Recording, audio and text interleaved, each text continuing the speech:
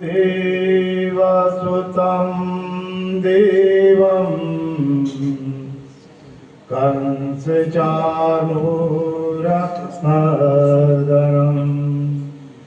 देवकी परमानन्दं वन्दे श्रीचक्रधरविभुं वन्दे श्रीचक्रधरविभुं। श्री गोपाल कृष्ण महाराज की जय। कहने के लिए तो ये हाल भरा हुआ है और आए भी हम सत्संग करने के लिए,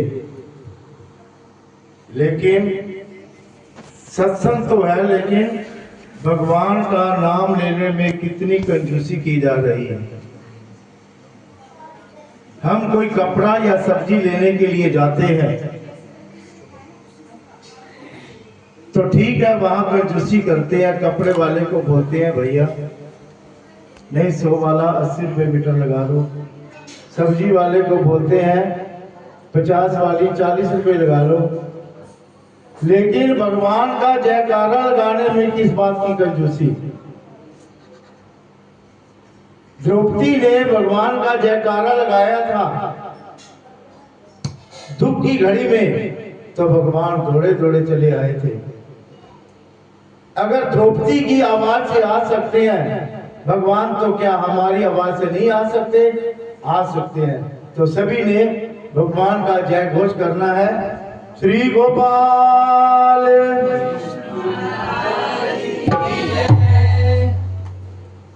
आनंद कंद पूर्ण ब्रह्म परमेश्वर, जिनकी कृपा कटाक्ष से आज का यह सत्संग पंच अवतार अवसर होने जा रहा है। इस अवसर पर उपस्थित कपूरथला से आए हुए परम पूज्य प्रांता स्मरणीय आदरणीय आचार्य प्रवर, हम सबके चहेते श्री गुरु जी, इसी प्रकार जो मेरे दाईं तरफ बैठे हुए हैं अमृतसर मंदिर के संचालक परम पूज्य प्रांता स्मरणीय आदरणीय दर्शनाचार्य, साथ में अभी अभी इन्होंने एमफिल भी पूरी की है, नहीं डॉक्टरेट पूरी की है। तो हमारे छोटे बंधु, इसी प्रकार हमारे सहपाठी परम पूज्य प्रांता स्मरणीय आचार्य प्रवर संत राज बालिकन बाबा जी, इसी प्रकार बंधु परम पूज्य प्रांता स्मरणीय गोविंद राज दादा जी सातारकर, इसी प्रकार जगराम मंदिर से आए हुए परम पूज्य प्रांता स्मरणीय श्री गोपाल दादा जी मराठे, और जिनको आप अभी सुबह से देख लो, ये हमारे सामने बैठे हैं, हमारा छोटा भाई है कुमार समाधान, जो कि जिसको जैसे क्रिकेट में ऑलराउंडर होता है आदमी, ऐसे ही हर बात के लिए ऑलराउंडर है। और सभी भक्त जनता, आज जो यह सत्संग है श्रीमान भक्त धर्मवीर जी शर्मा, गीता जी शर्मा की सुपुत्री परल शर्मा के विवाह के उपलक्ष्य में रखा गया है। तो परल की मासी गुलशन जी लगते हैं, शायद मासी लगते हैं ना, उनका मेरे को 2-3 बार फोन आ गया, तो मैं कह चलो अब तो जाना ही पड़ेगा। कहते हैं पानी की एक बूंद, पानी की एक बूंद अगर कीचड़ में गिर जाए तो वो कीचड़ बन जाती है। वही पानी की बूंद अगर गंगा में गिर जाए तो गंगा बन जाती है। वही पानी की बूंद अगर तवे पर गिर जाए तो जलकर भस्म हो जाती है। वही पानी की बूंद अगर किसी पत्ते पर गिर जाती है तो मोती की तरह चमकने लगती है, और वही पानी की बूंद अगर सिप्पी में गिर जाए तो मोती बन जाती है। मतलब क्या हुआ? संग, शास्त्र ये कहता है जीव जैसा संगी ठेविजे तैसा ठाके, अर्थात इस जीव को जिस अवस्था में हम रखे वैसा ही बन जाता है। कहते हैं ना, पानी रे पानी तेरा रंग कैसा, जिसमें मिलाओ उस जैसा। तो जो यह घर है बड़ा ही धार्मिक प्रवृत्ति का घर है। आज सत्संग है, सत्संग पर संतों को बुलाया गया है। संत जो शब्द है केवल 2.5 अक्षरों के द्वारा बना हुआ है। कितने? 2.5 अक्षरों के द्वारा, स, न और त। स से जो सत्यवादी है, न जो नित्य परमेश्वर से जुड़ा हुआ है, और त जिसने संसार का त्याग किया हुआ है। सत्य से पवित्र भी बनता है। सत्संग, सत्संग मतलब सच्चा संग, संतों का संग। नारद मुनि एक बार भगवान श्री कृष्ण जी को पूछते हैं, कहते महाराज लोग संतों की बड़ी महिमा गाते हैं, बड़ा गुणगान करते हैं, ऐसी क्या विशेषता इन संतों के अंदर? देखो आज जो सत्संग हो रहा है, पंचअवतार उत्सव हो रहा है, यहां भी संतों को बुलाया हुआ है, तो ऐसी क्या विशेषता है? कहते अब भगवान ने देखा नारद मुनि स्वयं एक संत है, तो क्यों ना कहते इनको प्रैक्टिकल करके ही बता दिया जाए। कहते वो फलानी फलानी जगह पर एक बगीचा है, उस बगीचे में एक गिरगिट रहता है, आप उसके पास जाओ। संतों की क्या महिमा है। नारद मुनि वहां पर पहुंचे। जैसे ही गिरगिट की तरफ नारद मुनि ने देखा तो उस गिरगिट के प्राण चले गए। नारद मुनि को लगा शायद ये इसकी तबीयत खराब थी या बुखार था, इसलिए इसकी मृत्यु हो गई। भगवान के पास वापस आ गए। कहते महाराज वो तो गिरगिट मर गया। भगवान कहने लगे कोई बात नहीं, जाओ कहते फलाने फलाने बगीचे में एक तोता रहता है आम के वृक्ष के ऊपर, उससे कहते संतों की महिमा पूछो। नारद मुनि वहां पर पहुंचे, तोते के पास पहुंचे। तोते को जैसे ही शब्द बोले मेरे को संतों की महिमा बताओ, तो वो तोते ने अपने पंखों को फड़फड़ाया और उसके भी प्राण चले गए। नारद मुनि फिर वापस आ गए। कहते महाराज वो तोते की भी मृत्यु हो गई। भगवान कहने लगे कोई बात नहीं। कहते अब लास्ट बार, एक राजा के यहां पर राजकुमार ने जन्म लिया हुआ है, आप कहते वहां पर जाओ, उस राजकुमार से संतों की महिमा पूछो। नारद मुनि उस राजा के यहां पहुंचे। राजा को पता चला कि मेरे यहां पर संत आए हैं। पहले तो खुशी का ठिकाना ही नहीं रहा। जैसे आज ये शर्मा परिवार सुबह से हमारी सेवा में लगा हुआ है, राजा की खुशी का ठिकाना ही नहीं। राजा ने अपना आसन छोड़ दिया। कहते संत जी बैठो। नारद मुनि राजा के आसन पर बैठे।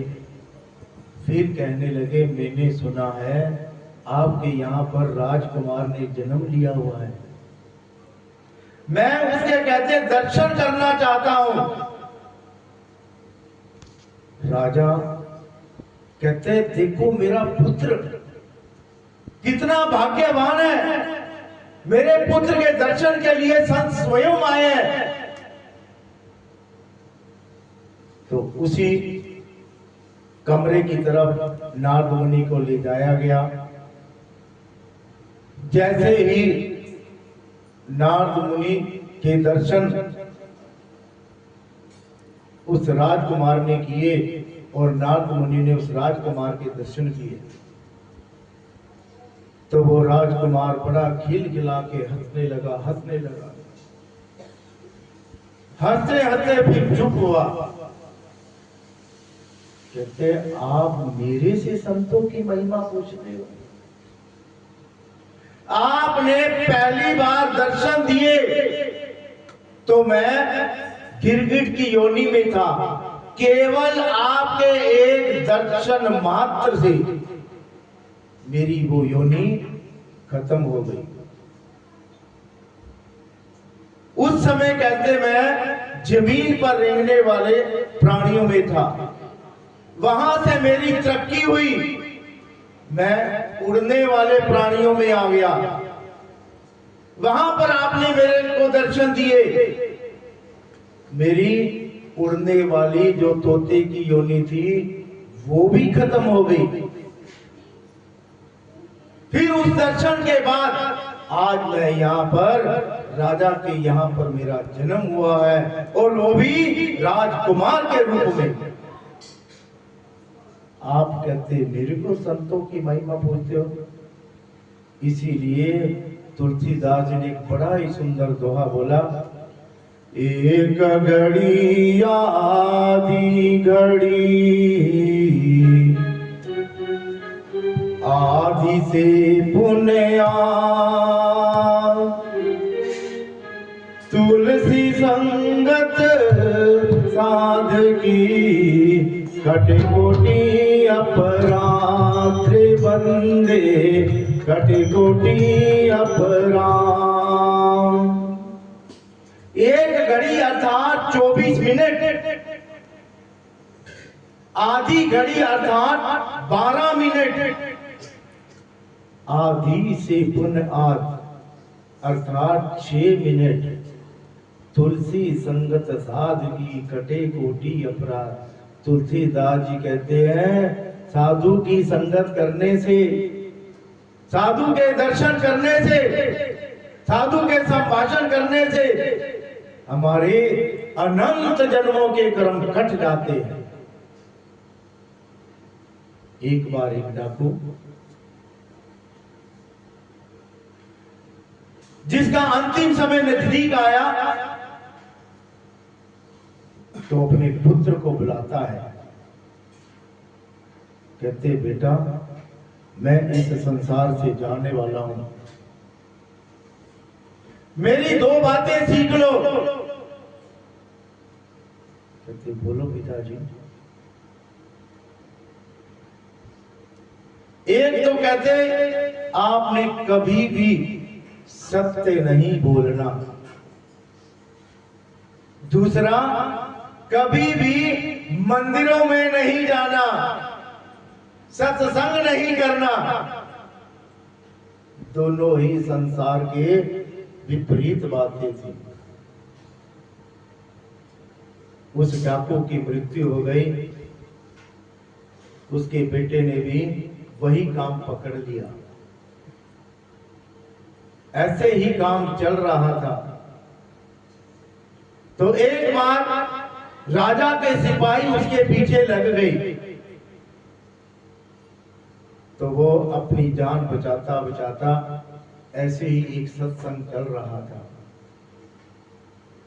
उस सत्संग में जाकर बैठ गया। राजा के सिपाहियों ने सोचा ये डाकू है, ये थोड़ी सत्संग में जाएगा। उसकी जान बच गई। सिपाही वहां से चले गए। इसने फिर अपना वही कार्य शुरू रखा। फिर एक दिन पकड़ा गया। तो अब जो राजा के सिपाही थे, सच बुलवाने के लिए ना जाने कौन कौन से हथकंडे अपनाते हैं, लेकिन इसने वही अपने पिता की बात पकड़ी हुई थी, कभी सच नहीं बोलना। कहते तूने चोरी की है? नहीं, मैंने नहीं की। तूने चोरी की है? नहीं की। आखिर फिर राजा के सिपाही कहने लगे, पूर्णमासी के दिन हमारे यहाँ पर एक देवी प्रकट होती है। भले ही तू हमारे को झूठ बोलता है, लेकिन वो देवी तेरे से सच बुलवा लेगी। कहते ठीक है। अब पूर्णमासी का दिन आ गया। इसको काल कोठरी के अंदर बंद किया हुआ है, अंधेरा है उस कोठरी में। वो जो देवी है, खुला ऐसे आवार है, तो वो देवी आई।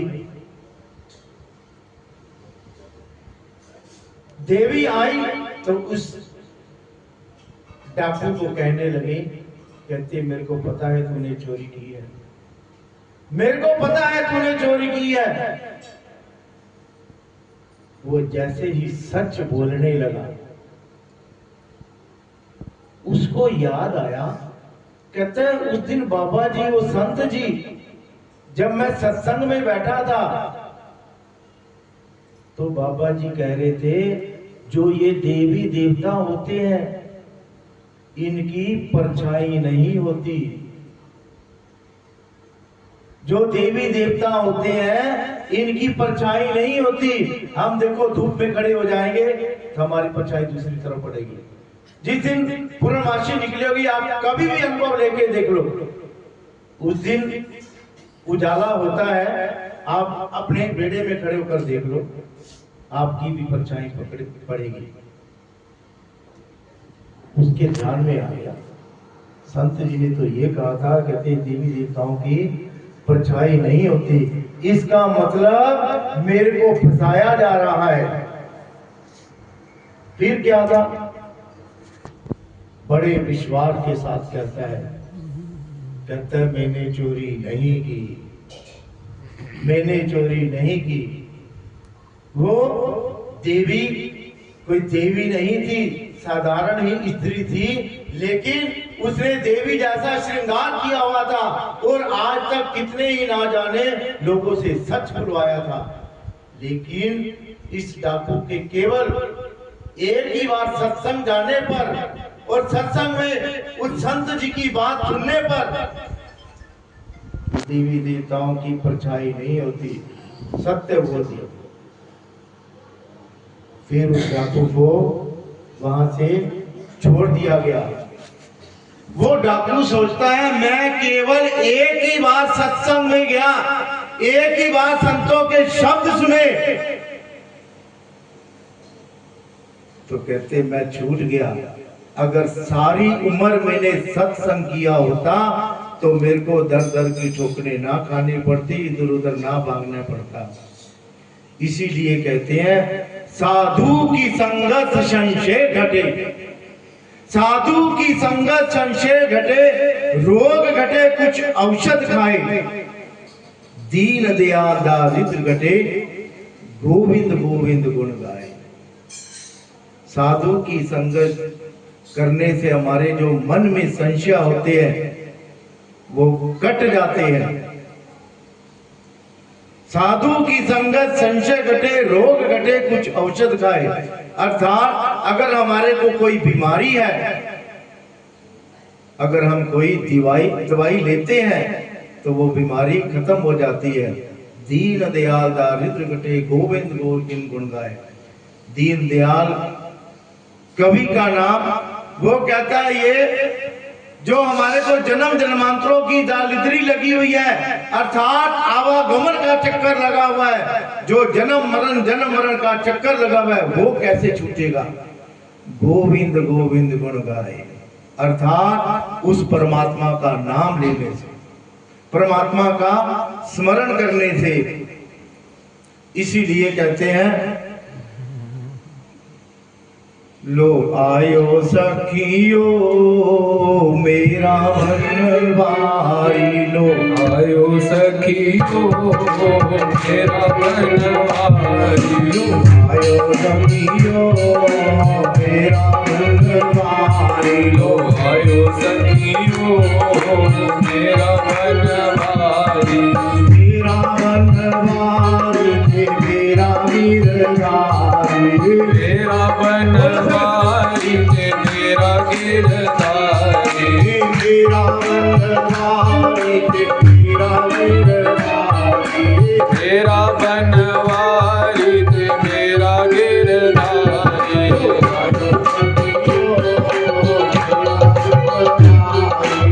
आयो सखियो मेरा बनवारी,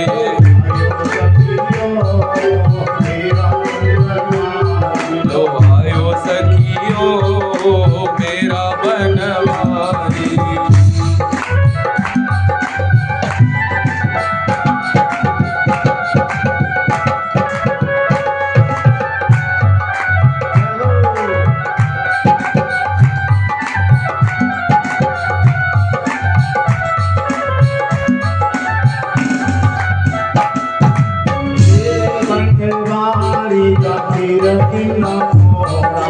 मेरे बनवारी दा सिर कितना सोना, मेरे बनवारी दा सिर कितना सोना, मेरे बनवारी दा सिर कितना सोना, सिर कितना सोना, सिर कितना सोना, सिर कितना सोना, सिर कितना सोना, टुकड़ा दे नाल सजाया सखियो मेरा बनवारी, टुकड़ा दे नाल सजाया सखियो मेरा बनवारी, आयो सखियो मेरा बनवारी, आयो सखियो मेरा बनवारी।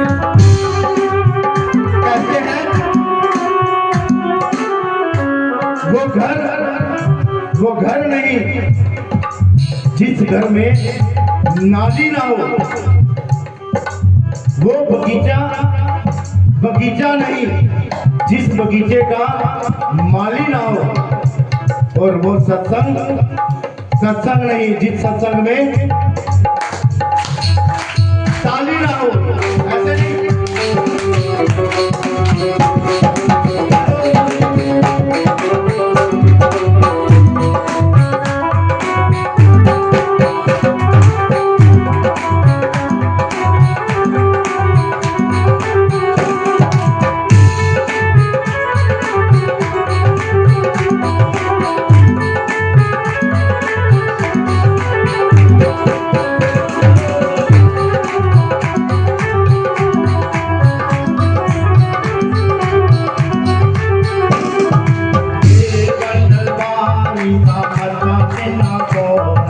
मेरे बनवारी दा मथा कितना सोना, मेरे बनवारी का मथा कितना सोना, मेरे बनवारी दा मथा कितना सोना, मथा कितना सोना, मथा कितना सोना, मथा कितना सोना, मथा कितना सोना, का देना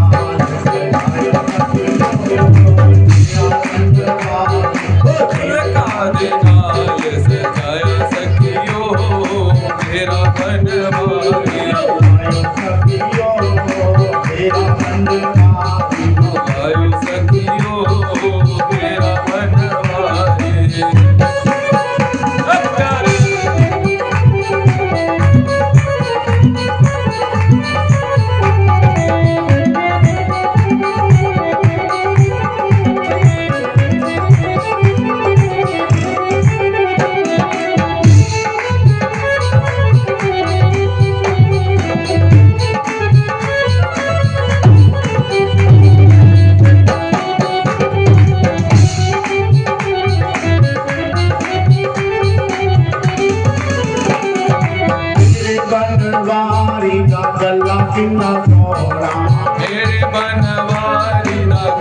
किन्ना सोना मेरे बनवारी दा गला किन्ना सोना मेरे बनवारी दा गला किन्ना सोना बारा दे नाल सजाया सखियो मेरा बनवारी बारा दे नाल सजाया सखियो मेरा बनवारी आयो सखियो मेरा बनवारी आयो सखियो मेरा बनवारी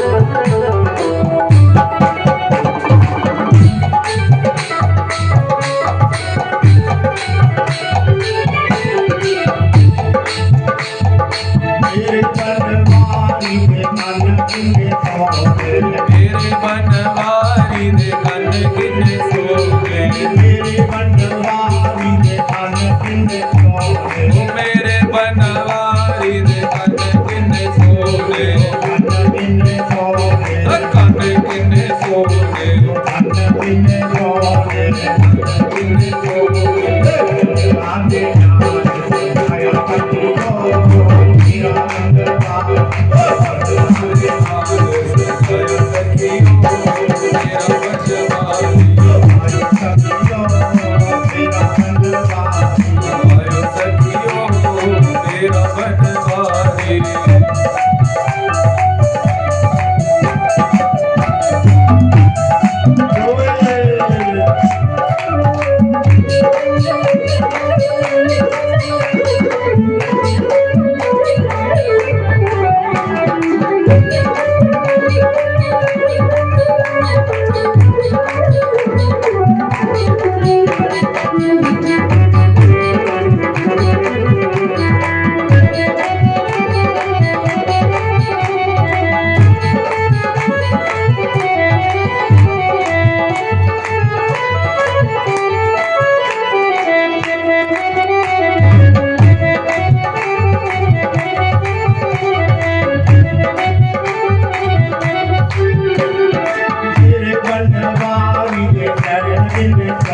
मेरे बनवारी दे चरण किन्ने सोने मेरे बनवारी दे नैन किन्ने सोने मेरे बनवारी दे चरण किन्ने सोने मेरे बनवारी दे नैन किन्ने सोने चरण किन्ने सोने नैन किन्ने सोने चरण किन्ने सोने नैन किन्ने सोने मेरे नाल सजाया सखियो मेरा बनवारी तेरे नाम सजाया सखियो मेरा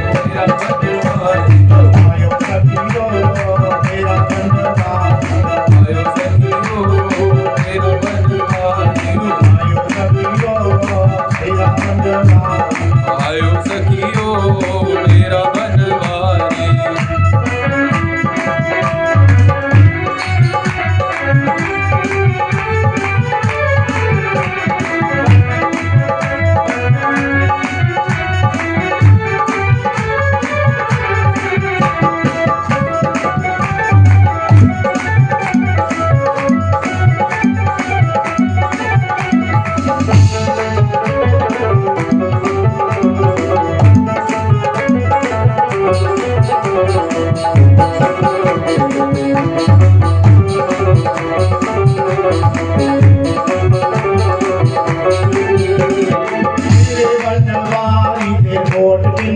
सखियो मेरा बनवारी